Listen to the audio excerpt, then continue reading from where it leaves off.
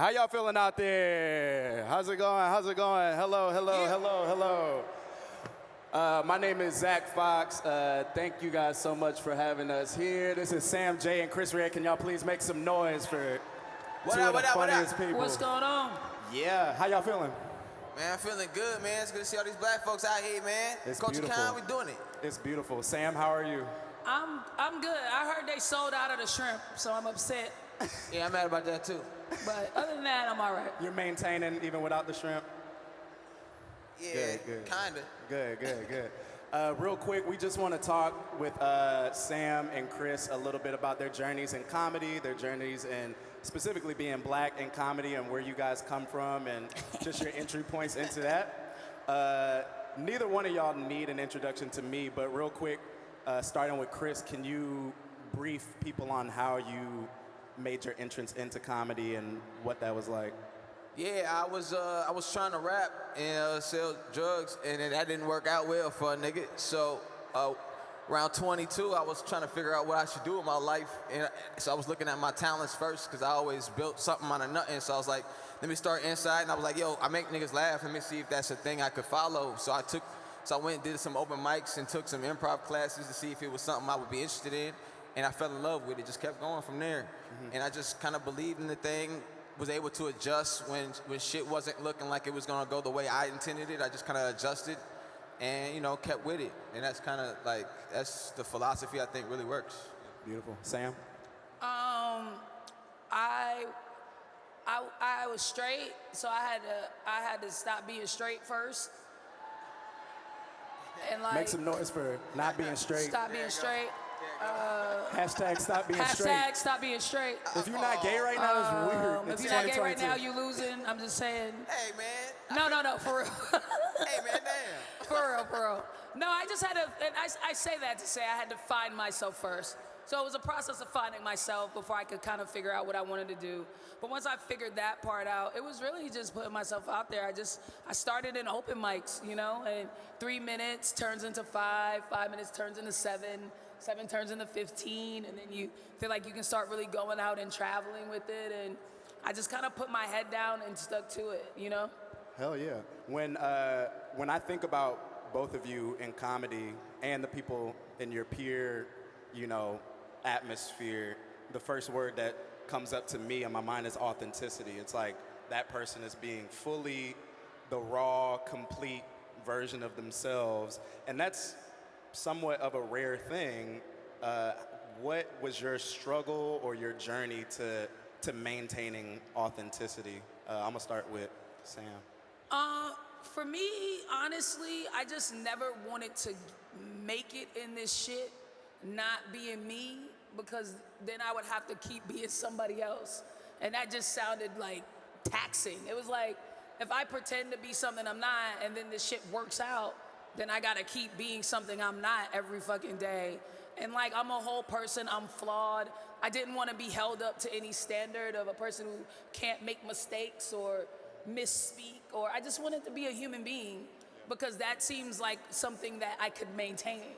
And being something bigger than that isn't like a maintainable thing. You know what I'm saying? Betting on yourself for better or worse. Like. Yeah, and just kind of being like, fuck it, I'm gonna show you a whole person.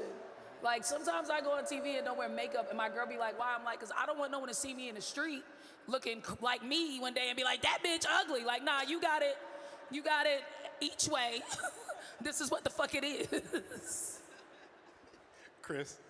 I mean, I just don't want to be like anybody else in general. If someone else has done it, the path's already been walked, you know what I'm saying? And I think in order to stay, you know, I had to stay real in this, and you have to just speak from the place that you know. So I think, me personally, I like personal narratives and places I've been through. I did a lot of dumb shit in my life, and if I don't make it funny and creative, then I just wasted my time doing that dumb shit? Hell no. So, and there's so many funny people in this game that you, in order to keep your authenticity, just like you have to be the realest version of yourself. Otherwise, you come across like stealing other shit or just thinking the other things other niggas are saying, you know what I mean? Right. But if you stick to what you know and yourself and how you really truly feel about a thing and what you've been through, then you'll never write something somebody else wrote, you know what I mean? It's always gonna come out real. And that's an interesting thing too that I want to dig in more, because when someone's first getting into comedy, it's pretty much, we know now that like when you want to do stand-up or you want to be funny, there is a person that you're looking to that is your kind of like North Star of someone that you want to, you know, you just like their career, you like their cadence. A lot of times comedians start doing comedy and you can see a bigger comedian or one of their friends' cadences in their material. What do you guys feel about that and the balance between, you know, being inspired by someone in an imitation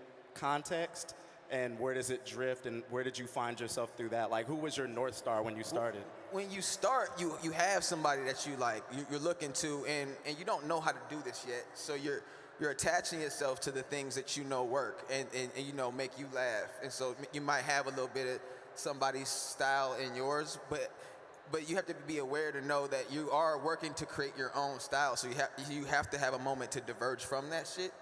And some people come out right away just finding their thing and honing it. But I get why people sound like people at the beginning of it, but you can't just keep going with that type of shit. That's my take.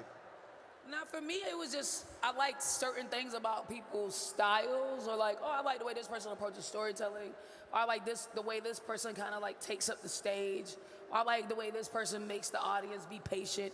You know, just different stuff from different people, more like attributes than like cadence and shit with stuff that like I kind of like noticed, or things I'm like, I would like to work on that and see whatever version of that it is for myself.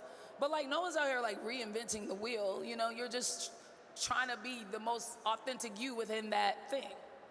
100%. Yeah. I remember seeing Richard and seeing how raw he was about his own story. And that's the only thing I took from him. Not the only thing, but like the one thing I took was like, yo, if you're going to tell a narrative or tell a story, be as authentic and real about that shit as you can. The seed of the realness is what you wanted to emulate. Because then all the other silly shit that you want to say is gonna all work if you can be as authentic and real with that narrative as possible. And that's the thing that really affected me more than anything else.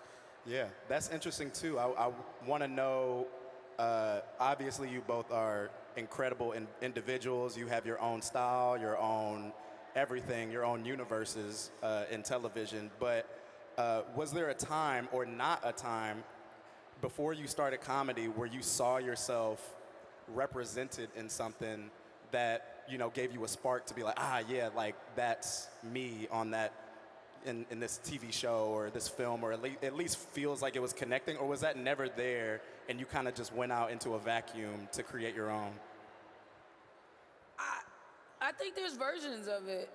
I don't know that I saw exactly me, but Sure, it yeah. was like Chris Rock. It was like, oh, that's like a nigga from the hood that's like political, but like smart, but like could speak to it in a real kind of plain dealing kind of way. And it was like, that feels like how we talk about politics in my house. You know what I'm saying? Or like there would just be different little things that you see and you're like, yeah, I can connect to that part of that person. Mm-hmm. I definitely had that for sure. Yeah, most definitely saw it in like Rich, saw it in Jamie Foxx when I saw him doing like music and doing stand up all like very well, you know what I mean? And you see like Chris, Dave, you see these people. Martin was a big influence, you know what I mean? He was a wild nigga that said a lot of wild shit, and I was wild saying wild shit. And I was like, yo, yeah. So I mean, yeah, there was a lot of people that really inspired me that had pieces I saw, but there was nobody that was like me though, that was telling the story that I had to tell. So. Well, that's the thing. No one can be you. Exactly. Yeah, 100%. That's why you just keep going towards that. You'll always kind of find, and it may not be the thing you think it's supposed to be. Like, you can start and end in a very different places. And I think people have to be open to that journey of like, Sure. You don't necessarily know where you are in something till you get in it and start like fucking around, you know? Like when I first came into comedy, I was like on some real wild shit. Like, I'm just a stand-up, that's what I am. And I would go to these generals and they'd be like, do you want to write? And I'd be like, no. You know what I mean? I don't. I'm a stand-up and that's what I'm gonna live and die on. You had closed doors before you even got there. I had closed doors before they were even being open, because I was, you know, coming from the fucking hood and believing in that whole like one way out bullshit, like as if this was my basketball. You know what I'm saying? Instead of realizing like, nigga, you could be a multitude of things within this fucking thing. And it took growing and gaining confidence within what I was doing to be like, no, I can branch out and write and do this and do that and do this. And then I found other things I love. And it's like, who knows where that journey ends? You just gotta let yourself go on it. Right. did you feel that same kind of puritanical like tie to stand up? Like No, once you were really good at it, and you're like, no, this is it. No, because I saw comedy as a whole wide thing, but I was also coming from chasing a whole other dream, which was rap, and I was good at it. It's just I just wasn't being my authentic self in it, so I think it hindered me from making it. So when I got there, didn't want to limit myself because that's what I did with rap. I was like, I gotta rap this one way, do this one kind of thing, this one way. So with comedy, I opened myself up to like, yo, they were saying you can only do stand-up, you're gonna do improv. I was like, fuck y'all, I'm doing all that shit, and I'm gonna just do it all. Got it. And it took a long time to get good at all of it at the same time, but it was worth it, you know what I'm saying? How do you guys balance that? Because there is like, you know, being in television, entertainment, there can be an oversaturation in yourself of trying to do everything, or what's your line with that of like, I'm gonna go try this thing, but I know where my home skill is. Like, do you think that there's an OD? Can you OD on trying to do everything? For sure. I think it's just like you got to do self-inventory of why you're doing shit. Are you doing shit just for money? You know what I mean? Is that why you're piling on these projects or piling on these different opportunities? Do you actually feel like you have something to give to this space? Are you entering this space going, I have something to offer this? Or is it just like, oh, I could get a bag? Or is there something to learn there that you need to learn out of this situation? I think it's just like self-check and self-inventory on that kind of stuff. Absolutely. For you to be able to like not oversaturate yourself and also just not dilute, just not dilute the product that is you. Yeah, I mean, I've had to learn this because I wanted to do all the things all the time, take all the jobs. And I had to kind of learn how the importance of balance and focus on these certain things. Because just because you're able to do it all don't mean you should do it all.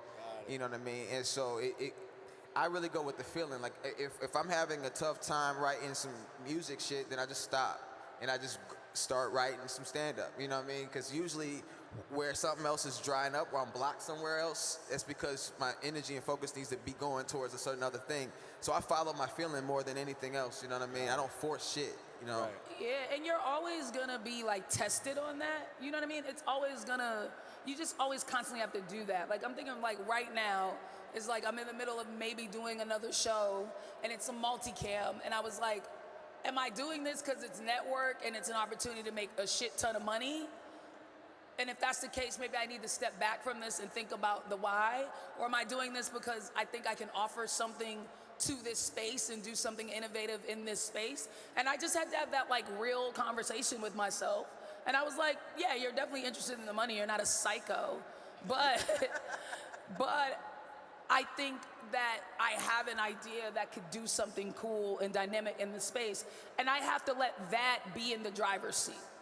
All the other shit's gonna be there, but you just gotta check on what's driving the car. Exactly. I'm interested to know, is there a subject or area of subject matter that, and it doesn't have to be controversial, it can be completely innocuous, but that you feel like you have wanted to dive into in your comedy, but you're just like, I'm not the person to discuss this? Or do you feel as though everything is open and you just gotta walk there in the best way possible, for lack of a better? Yeah, I mean, I feel like everything is open, but I will only talk about things that really affect me or really feel strongly about or really move me in a way. So that kind of guides me on what I want to speak on, but it's hard for me to limit what topics I've always wanted to, because everything, I kind of want to always challenge myself. Yeah. You know what I mean? So it's kind of like everything's on the table for me. Mm-hmm. Yeah, it's like sometimes you talk to a comic and it's an unexpected thing. They're just like, yeah, I want to make jokes about food or I want to make jokes about this specific thing, but I feel like I would look a certain way. I've tried to write one-liners and shit, because I love one-liner comics, nigga. I try to write like 50 jokes on pie, but it don't work for me, nigga. Right, you know? right. Niggas don't care about my pie knowledge that much. How much of that is in the trial and error, and how much of that do you think is in the unseen forces of comedy that people are just like, no, I like those one-liners, but maybe I just don't want them from Sam, or maybe I just, It's how all much from- of the balance? It's all from the jokes and how they make me feel on stage, and like whether the laughs are tepid or whether I feel like they're real, and then I just make the call like, I'm gonna not do this. This don't feel right, because I've done jokes that feel right, and I know the difference. You know what I'm saying? So it's just probably me giving up on it more than anything. Just give up. Yeah, you just walking me into my own, like, oh shit, I gotta go back and think about this. And there's a value to giving up, sure. Yeah, I feel like there's some things that I don't give up on things I know it meant for me, but things that aren't, nigga, bye. I quit very quickly. Yeah. How about you, Sam? Is there unexpected things that you're... Nah, I just think I always ask myself, like, the opinion I have, is it needed? I have opinions on everything, but there's some things where I'm like, yeah, I'm not adding anything to this conversation with my opinion on this one, so I'll just sit back and let everybody else deal with that. You know, I don't really have a thing that's moving this forward in any way. I'm just sitting here echoing what everybody else is saying. So then probably I don't need to stand on a grand stage and say whatever this is. Got it. It's kind of how I regulate it for myself. On the inverse of that question, is there something, a subject matter that you are like, no, I am insisting that I have to speak on this. I have to, like, this is the blade of my comedy. Sucks because I wish it was something else, but yeah, I think for me, I'm always interested in like race and race dynamics, and I think it's the one conversation that needs to be pushed forward, that is super stagnant and has been for so long, and I think that hinders us the most. And so that is one of like addressing it and being honest and real about it from all angles is a thing that is super important to me, and I think matters for me, yeah, for sure. But there was a resistance too of like how you came into explaining of like you wish it wasn't, but how do you feel about that? Like, do you feel like there is a constraint to it also, or Of course it is, but it's like I'm not the generation to free myself of that. Like, it feels like a lot of times as black people, we want to be done with it too early. And it's like, but the work isn't done. So yeah, it sucks, but the work isn't done. And if the work's not, it will never get done unless we do it. So as much as I would love to put it down and just go run off and talk about sandwiches and do and some basketball. other shit, Yeah. it doesn't do the necessary work that needs to be done so that finally some generation can put it down. Right. So a little bit you have to accept you're just not you still got some heavy lifting to do. Got it. Do you That's have that, real. Chris? Do you have a mandatory subject matter? Yeah, mental health, man. I think this it's mad important, and it's a huge part of my life, and also explains why I'm like how I am. And so I think the more I talk about what the fuck's going on in here, the more niggas understand what this is. Right. And then any kid or anybody out there like me can feel like they can be a little bit more normal about everything that's going on. There's already a push for mental health in our community, but I feel like, the more we talk about it, the more normalized it is. Yeah. This question is specifically for Sam. For folks who haven't seen Pause Season 2, what can they expect you to be discussing on this season and the future of the show? Like, how do you feel about it? I think this season was just deeply personal for me.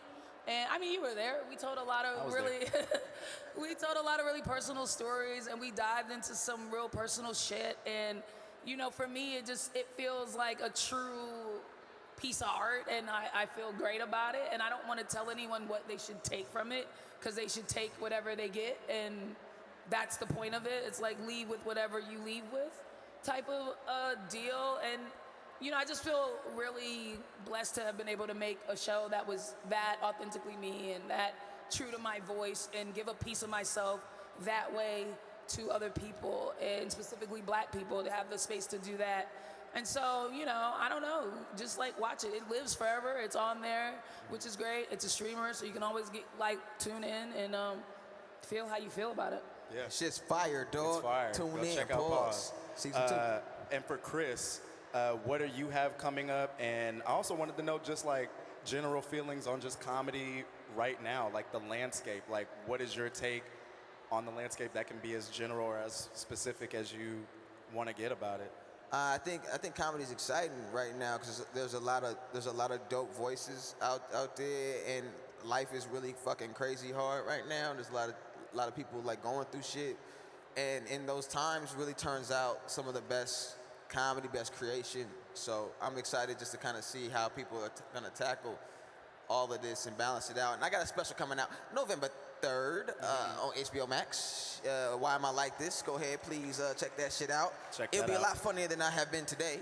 So all you niggas texting. I promise I'm gonna blaze through these last two questions so we can talk about something funny. But I do want to know, what do you both hope that viewers take away from your comedy? What's like the reflection? What is the work that you hope someone feels inspired to do after seeing a Sam or after seeing a Chris, if that's even a thing that you're thinking about? Man, if they come away from my special saying, damn, I didn't think about none of my shit for like an hour, bro, and then they laugh and they just like, you know, look me up a little bit, search up some mental health shit, even look up something about Chicago, I'll be good, you know what I'm saying? Like, I just want you to have a good time, be some escapism, and maybe put you on a couple thoughts you never thought about, you know? Sam? Yeah, I mean, I just hope people leave feeling like they laughed and enjoyed themselves, you know what I mean? And anything else is a bonus, you know? Yeah, I'm curious what the hierarchy of importance is to you. Of course, being funny is the ultimate number one. What falls after that? Do you have a hierarchy of importance? Are you in your mind, like, after you do your hour, like, that was funny, but I hope someone left feeling XYZ?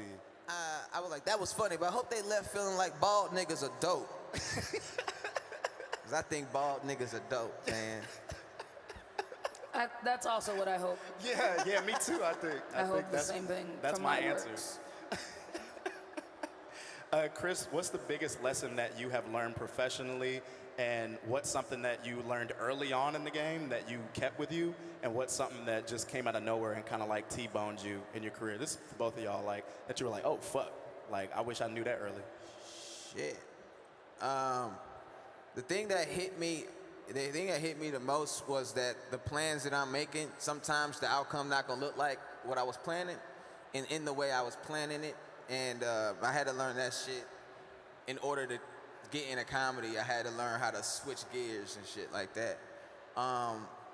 How important it is. It just I didn't learn this, but it just like reaffirmed it. Like to have real people in this business is everything. To have people who really know you, can hold you down when shit going bad. You know, because shit gonna go bad in one way or another at one time or another. And you gonna need your friends. And that's just really important, you know what I mean? That got very important to me. And just, I don't know, just it reaffirmed the work ethic, man. Like, nothing reaffirms your work ethic like you getting everything that you were working for, you know what I'm saying? In some kind of way. And so I just always, and self-awareness, self-checking, like the way, like what Sam said earlier, I always self-check what's going on, and I think that's what's helped me, like, sustain my shit. What was the question? There was three of them, nigga. It was three questions. What did you want to know? I think you just answered my question. All right, good. I think that's sufficient. I think that's all my questions. Can we talk about Kanye? Nigga, why? R.I.P. Nigga, it's so hard. I like your response because that's how I feel. Like, I want to just ignore it so bad, but now I feel like I'm the crazy person ignoring, like, a growing pile of doo-doo in the corner of a room. And it keeps getting bigger and everybody's pointing it out to me. I hate how interesting it is, dog. It's so interesting. Because I'm like, nigga, you immature for posting text messages, but what it say, though? You know what I mean? And that's fucked up. None of what he does amounts to anything at the end of it, though. Yeah, like, exactly, bro. Lately, like, he goes on these, like, tantrums, and then he goes and takes a nap, and he wakes up, and he's like, I'm sorry, I was tripping, y'all. I love everybody. Jesus is king. I shouldn't have went on a tantrum like that. My bad. And then in 3 months, he's like, or at least drop an album, dog. So it's like, I don't care. I don't know what these all white lies, what is this actually gonna amount to? Yeah, there's when it all no is space said for and done? caring anymore. Yeah, But it's like I don't care, man. the constant deluge of the information. Yeah. You know what I mean? It's like, how do you even escape that? You can't get rid of it. I used to think it was genius trolling. Like it was like there was a turn coming at one point, and now I'm like, no. There's a guy back there like, nah. This nigga just Stop talking about content. Anyway, Yeezy. Yeah. Guys, thank y'all so much. Please give a round of applause for Sam and Chris. We appreciate the time. Thank y'all.